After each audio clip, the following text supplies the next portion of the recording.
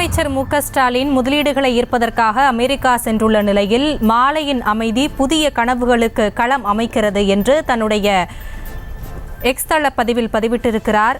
தான் மிதிவண்டி ஓட்டி மகிழ்ந்த அந்த காட்சிகளை பதிவிட்டு மாலையின் அமைதி புதிய கனவுகளுக்கு களம் அமைக்கிறது என்று குறிப்பிட்டு அவர் தனது எக்ஸ் தளத்தில் பதிவிட்டிருக்கிறார். அந்த காட்சிகளை பார்த்து வருகிறோம்.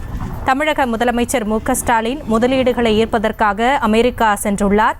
முன்னதாக சான் பிரான்சிஸ்கோ சென்ற அவர் அடுத்ததாக சிகாகோ நகரில் முதலீட்டாளர்களை சந்தித்து புரிந்துணர்வு ஒப்பந்தம் மேற்கொள்ளப்பட்டது. மேலும் தமிழர்களிடையே கலந்துரையாடினார். இந்த நிலையில் தனது எக்ஸ் தள பக்கத்தில் சைக்கிள் ஓட்டி மகிழ்ந்த அந்த காட்சிகளை பகிர்ந்திருக்கிறார்.